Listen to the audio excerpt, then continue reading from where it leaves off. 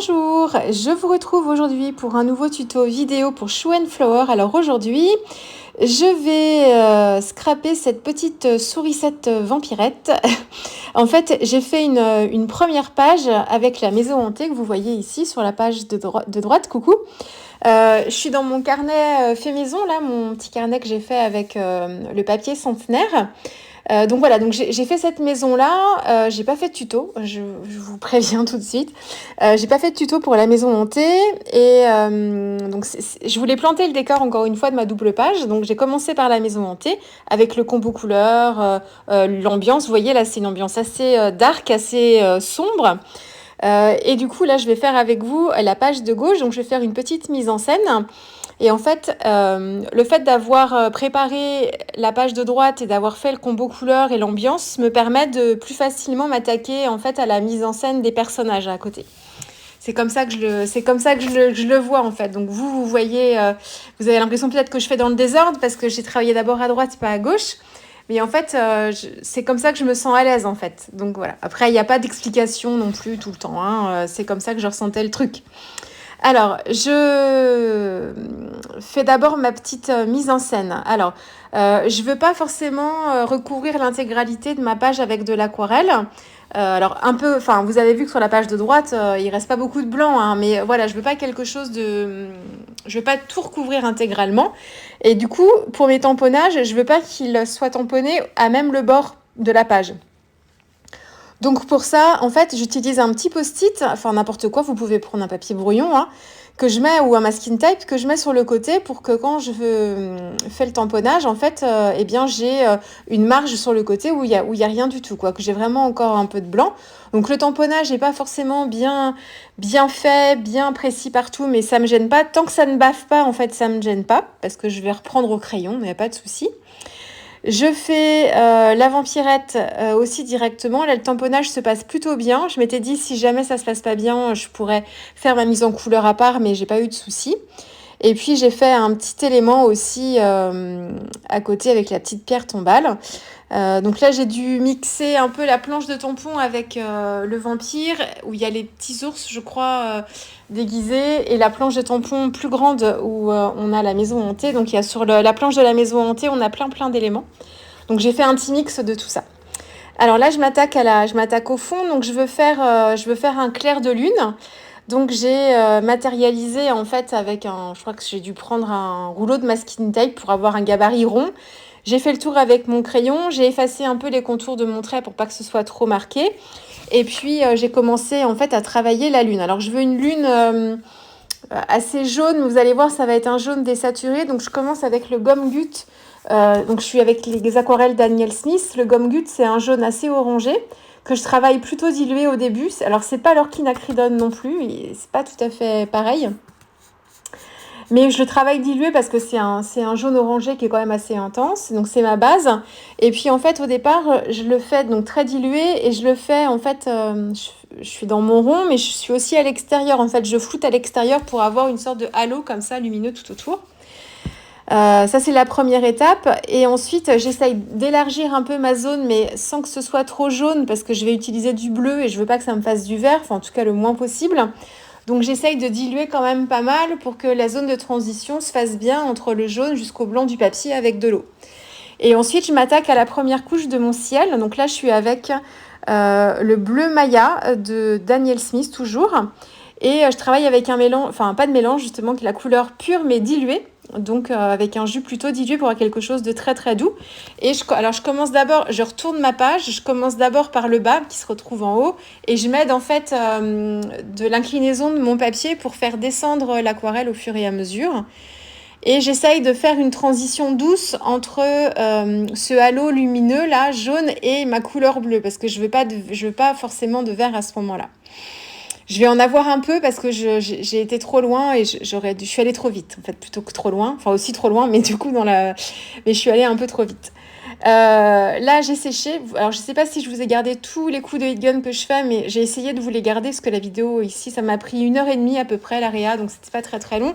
J'ai pu vous garder plus de temps de tournage en fait. Ensuite, je suis revenue travailler ma lune sur une base sèche et là, je l'ai travaillé vraiment le bombé, donc je suis restée à l'intérieur de mon cercle Et je suis venue intensifier les extérieurs, surtout le côté droit, pour me créer une ombre à cet endroit-là. Et en fait, avec ce jaune, donc ce gomme gut que j'avais en base, je suis venue ajouter un petit peu de violet. Donc j'ai dû prendre le violet de quinacridone ou le clair de lune aussi.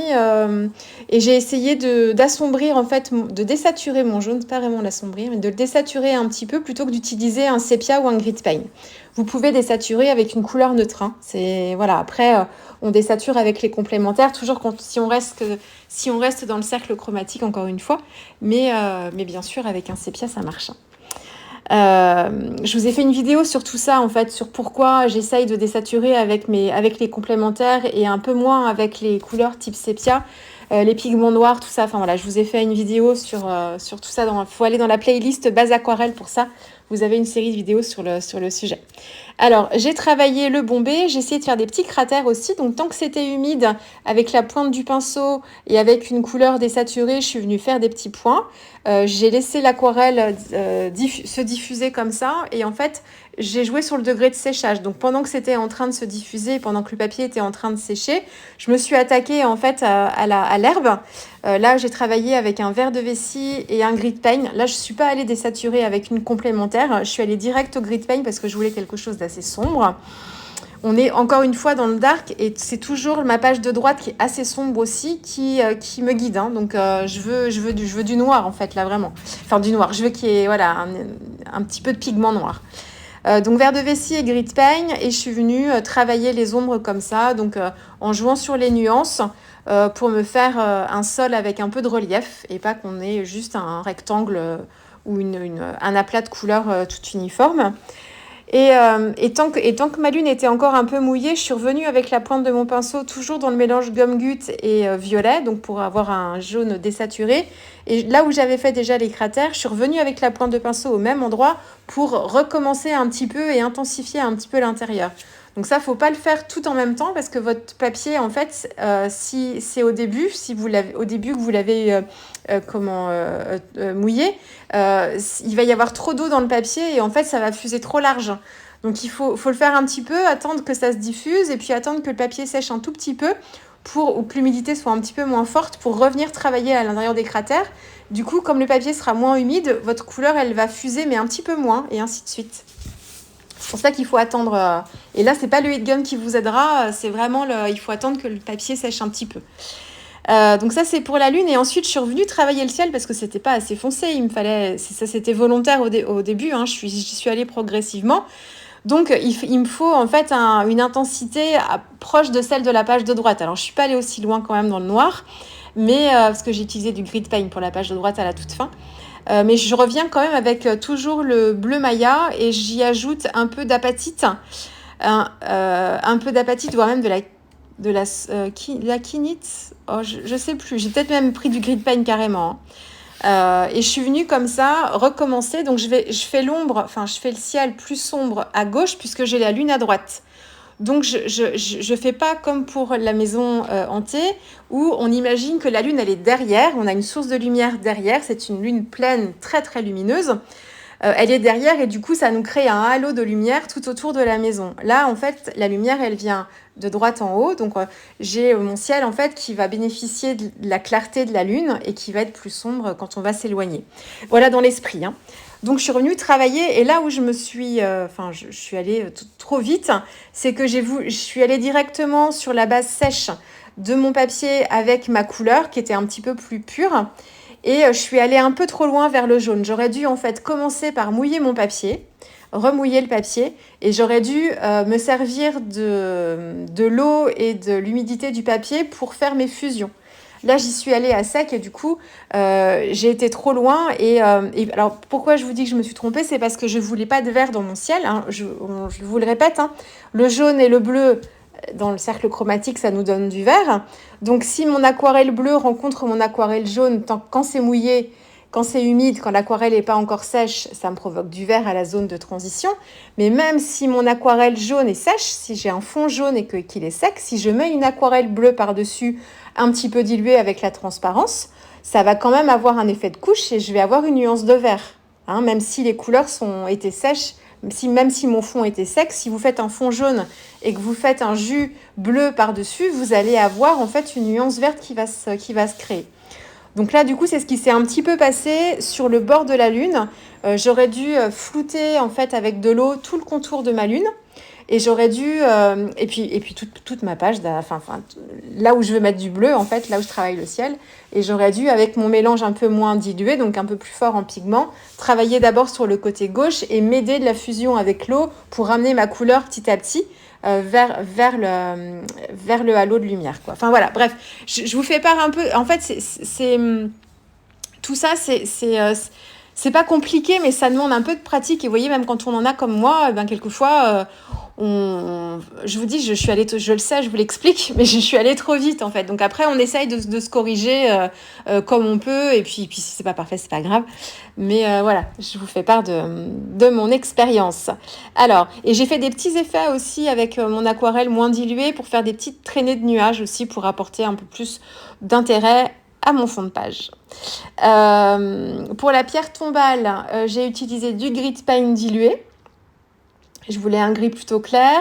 Pour les branches d'arbres, alors je me suis bien embêtée aussi à à essayer de contourner les 2 branches d'arbres que j'ai tamponnées parce qu'en fait, comme je les travaille avec un marron, j'aurais pu très bien travailler mon ciel comme ça et remettre par-dessus une couche de marron.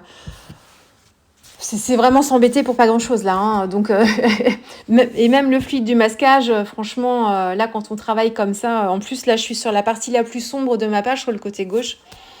Franchement, c'était pas très très gênant. J'ai travaillé les feuilles au niveau de la pierre tombale avec le même verre qui m'a servi pour travailler mon sol, sauf que j'ai dû mettre un petit peu moins de grit paint. J'ai travaillé avec un verre un peu plus lumineux. La petite sourisette vampirette, elle est travaillée dans le même esprit que la maison hantée. Donc alors du coup vous allez avoir les couleurs de la maison hantée. J'ai utilisé toujours chez Daniel Smith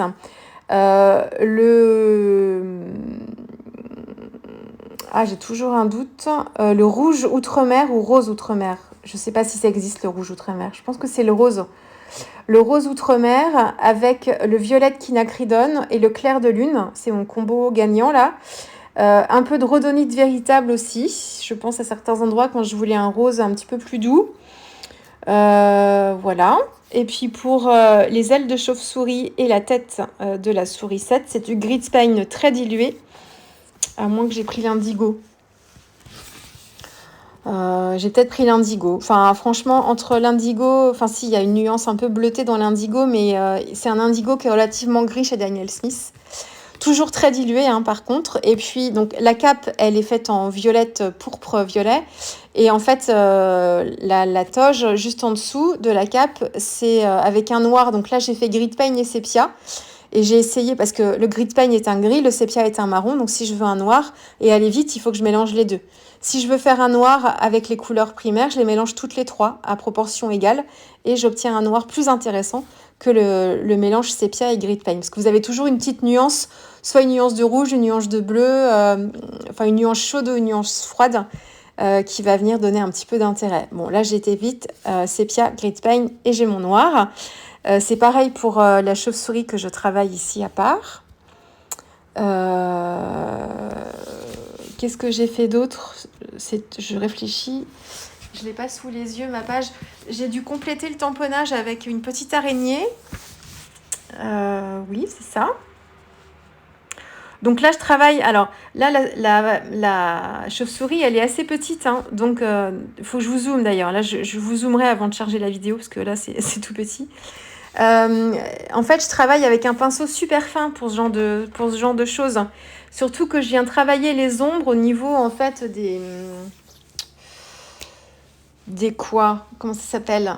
C'est pas ses pattes, c'est au niveau de la chauve-souris, mais c'est pas les baleines non plus, comme un parapluie, mais vous voyez, je sais pas comment ça s'appelle. Pour travailler les ombres, en fait, à cet endroit-là. Donc, je suis venue avec un pinceau plutôt fin, même très, très fin. Je sais plus ce que j'ai pris, hein, parce que j'en ai plusieurs fins, donc je sais plus du tout. Mais vous voyez bien hein, dans les pinceaux classiques, que ce soit Raphaël, j'en ai un Winsor et Newton aussi.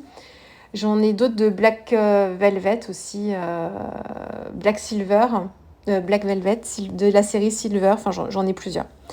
J'ai détouré, la chauve-souris, je l'ai détourée. Et puis, du coup, comme on est dans une ambiance très, très sombre, j'ai voulu apporter un peu d'éclat quand même. Et puis un peu de magie. Donc, j'ai mis de la colle Stickles. J'en mets presque systématiquement, vous me direz. C'est pas une surprise, mais...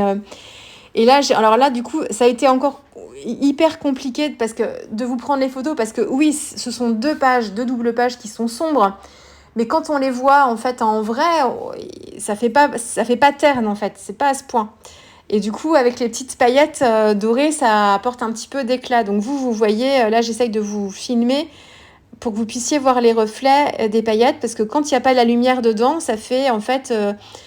Ah, là vous voyez bien comment... Ouais, là vous voyez bien. J'en avais mis à l'intérieur aussi de la maison hantée, là où j'ai mis des sources de lumière sur les fenêtres, pour apporter un petit peu de peps aussi.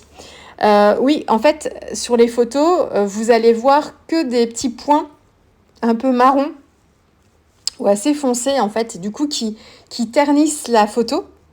Mais donc, c'est le parti pris, tant pis. Hein, mais en fait, quand elle est vraiment sous la lumière, ça éclate vraiment. Donc, ça donne un petit côté un peu plus sympa que le côté terne que vous pourrez voir sur les photos. J'ai essayé à la vidéo de vous montrer, mais c'est pas simple.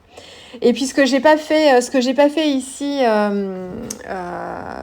en partie filmé, parce que je l'ai fait hors caméra, j'ai retravaillé certains contrastes. Donc j'ai fait pour la maison, mais je l'ai fait aussi pour la vampirette avec mes crayons de couleur polychromos pour apporter un petit peu de nuance et travailler en fait les endroits où j'étais pas allée forcément au bout avec l'aquarelle. Il nous restait un petit peu de blanc, mais très légèrement. C'est des détails, hein. Et du coup, pour compléter un peu tout ça, j'ai utilisé mes crayons de couleur dans les mêmes gammes de couleurs qui m'ont servi pour mes aquarelles, dans les mêmes gammes de couleurs des aquarelles, pour rehausser un peu. Donc là, vous avez le violine en fait sur la cape, et vous avez aussi la maison hantée qui a été retravaillée un peu dans les détails. Voilà, je vous laisse avec la dernière photo. C'est sombre, mais elle n'est pas si sombre que ça quand même. Je vous laisse avec la dernière photo, puis nous on se retrouve très vite pour un prochain tuto. Allez, au revoir.